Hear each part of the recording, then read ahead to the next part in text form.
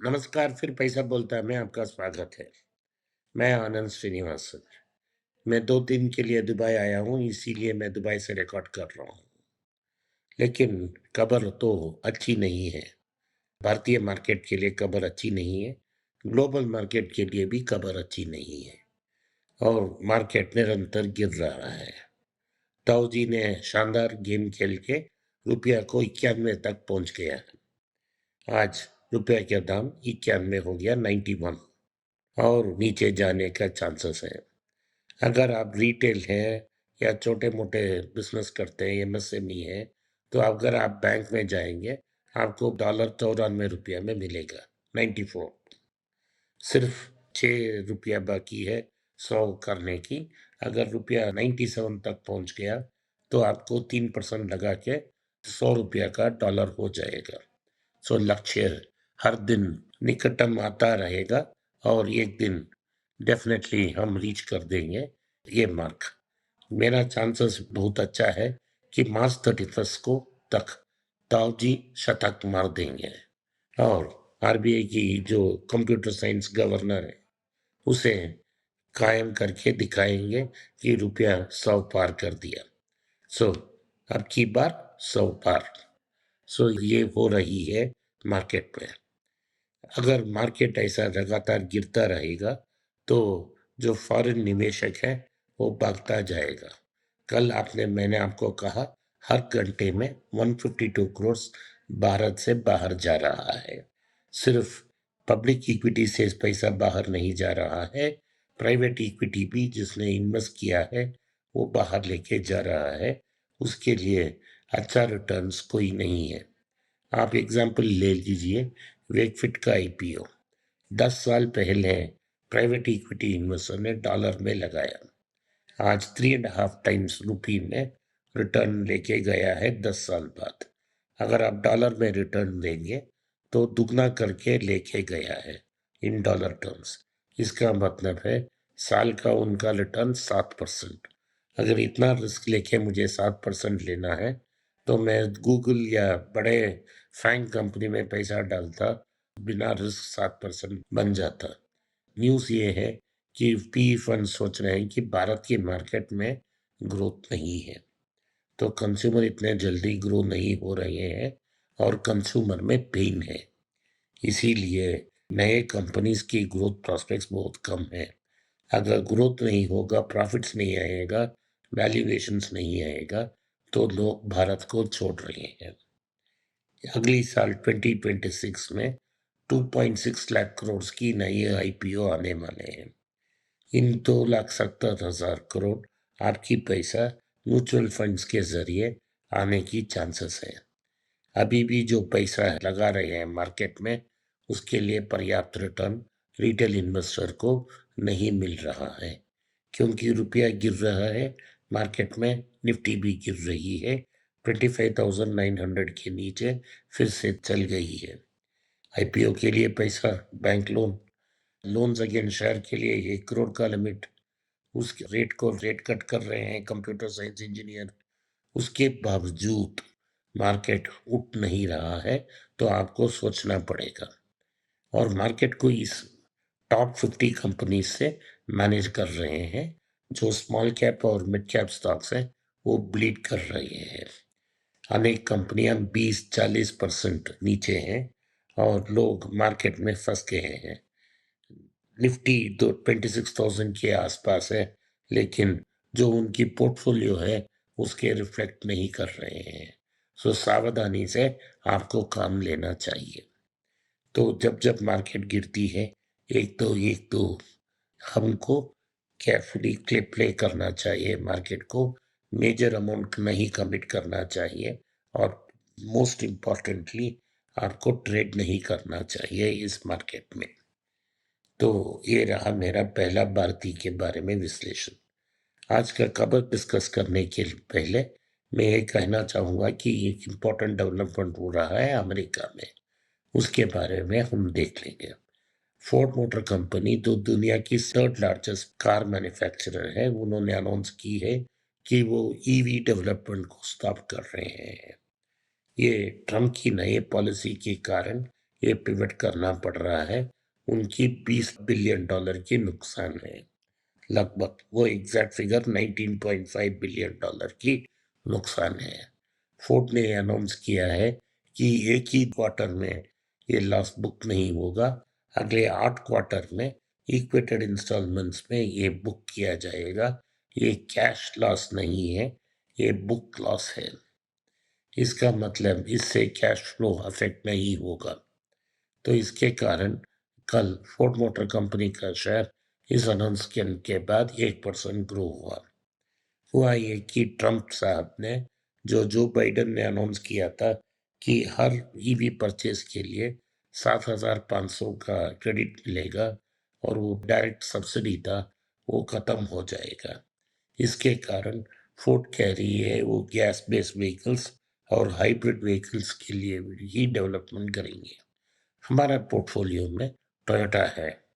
Toyota की womens के लिए एक खुशखबरी है, क्योंकि टोयोटा ने साफ बोल दिया है कि future of the world is in hybrid for some time. कुछ देर के लिए हाइब्रिड ही फ्यूचर है और उन्होंने कहा है 2030 तक वो सिर्फ हाइब्रिड व्हीकल्स बनाएंगे। तो टोयोटा के लिए अच्छी खबर, दुनिया के सबसे बड़ा कार कंपनी है और उनके लिए अमेरिका में अच्छे दिन डिलीवर कर रहे हैं ट्रंप। तो ये रहा इंटरनेशनल मार्केट का बड़ा स्टोरी। भारत में स्टोरीज क्या है? भारत में सबसे बड़ा स्टोरी ये है कि इंडसइंड बैंक पे आरबीआई स्क्रूज टाइटन कर रहे हैं। बैंक के लिए कोई प्रॉब्लम नहीं है, लेकिन क्या हो रहा है कि कॉर्पोरेट गवर्नेंस की इंप्रूवमेंट हो रही है। शेयर होल्डर्स राइट्स को प्रोटेक्ट कर रहे हैं। प्रमोटर को बताया जा रहा है आप अपना मुंह चुप बैठे, अशोक हिंदुजा इंटरव्यू न दें। कुछ दिन पहले अशोक हिंदुजा ने कहा कि वो स्ट्रैटेजिक इन्वेस्टर के बारे में सोच रहे हैं। तो बोर्ड ने कहा कि ऐसा कोई डिसीजन नहीं लिया है, हमारे पास इनफ पर्याप्त पैसा है, हमें कोई नई इन्वेस्टर की जरूरत नहीं है। आज आरबीआई ने अप्रूवल दे दी है कि एचडीएफसी बैंक की जो आर्म्स है, HDFC AMC, HDFC life insurance और एचडीएफसी जनरल इंश्योरेंस, सब मिला के इंडसइंड बैंक में अपना पोजीशन 9.5% तक बढ़ा सकते हैं। दूसरी चीज, उन्होंने आईसीआईसीआई को 5% में सीमित करके रखा है। एलआईसी 4.87% स्टेक रखी है। ये तीनों मिल गए तो आरबीआई के शेयर से इनकी कंबाइंड शेयर होल्डिंग लगभग इंडसइंड की प्रमोटर्स के आसपास हो जाएगा। इंडसइंड बैंक को कहा गया है कि आप अपना बुक्स को क्लीन करें, जो प्रमोटर की कंपनीज के लिंक्स हैं उन्हें काट दें। जैसा उन्होंने कहा है कि ट्रेजरी ऑपरेशंस में हिंदुजा का एक कंपनी नेक्स्ट डिजिटल की शेयर्स इंडसइंड बैंक के पास है। आरबीआई चाहती है कि ये शेयर्स बेचे जाएं। दूसरी चीज ये है कि इंडसइंड बैंक ओवरऑल अशोक लेलैंड की व्हीकल को फाइनेंस बहुत ज्यादा करती है। आरबीआई पूछ रही है कि आप कैसे पब्लिक डिपॉजिट से अपने प्रमोटर की दूसरी कंपनी को मदद कर सकते हैं। तो उस रिलायंस को भी कम करते जाएंगे आनंद साहब। सो यही हो रहा है इंडसइंड बैंक में। ये आपके लिए बहुत अच्छा खबर है। आरबीआई हर दिन मॉनिटर कर रहा है क्या हो रहा है। तो ये स्टॉक टर्न अराउंड होगा, तो अभी भी आप इसे जब फॉल होती है इसे कंसिडर कर सकते हैं। तो जाइडस लाइफ साइंसेस को एक नया अप्रूवल मिल गया है अमेरिका में।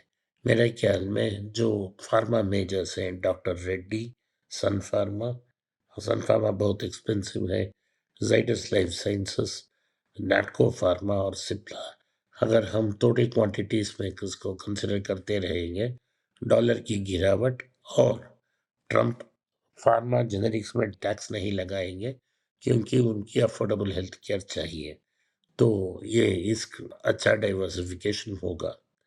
सोने का न्यूज़ हमको देना पड़ेगा।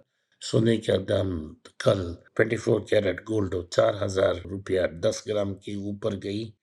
22 कैरेट गोल्ड 12,510 तक चली गई।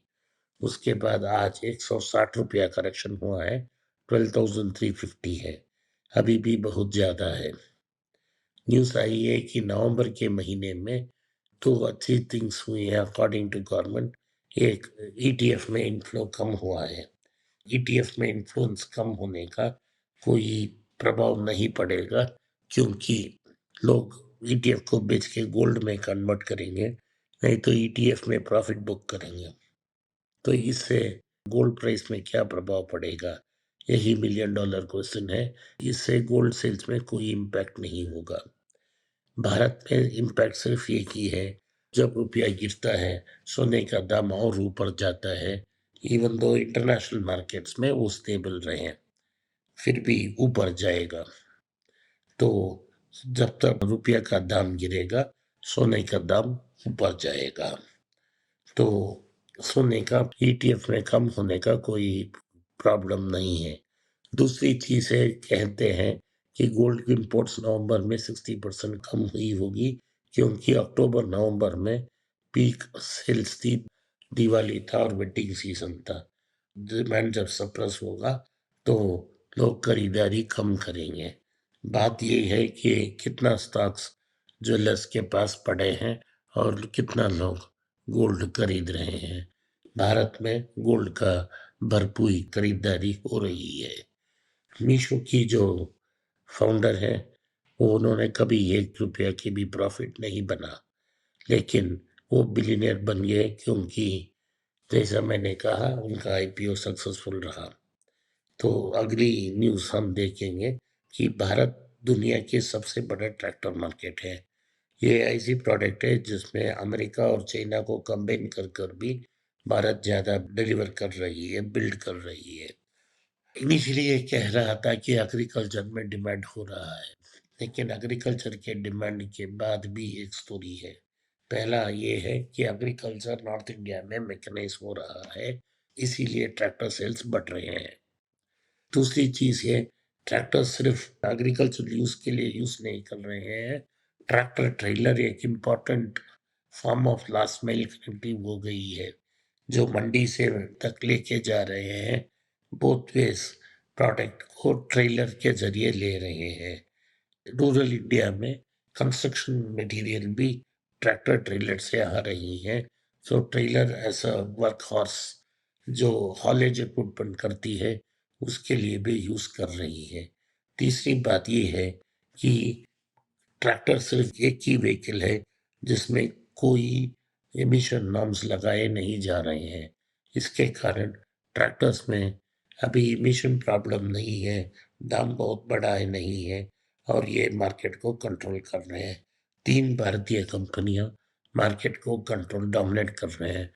पहला है एस्कॉर्ट्स कबूतर। एस्कॉर्ट्स ने मेजॉरिटी शेयर्स जापानीज कंपनी कुबूटा को बेच दिए। दूसरी कंपनी है महिंद्रा एंड महिंद्रा, जो मार्केट लीडर है, वो अपना पोजीशन तगड़ा रखा रहे हैं। तीसरा बड़ा प्लेयर है टफे, चेन्नई से, वो बहुत दिन से मैक्सिस ही टस बन रही हैं। आज के लिए इतना ही। आपने इस पॉडकास्ट को सुना, इसके लिए मैं आपका आभारी हूँ। हो सके तो वीडियो को लाइक कीजिए, चैनल को सब्सक्राइब कीजिए और बेल नोटिफिकेशन दबाएं।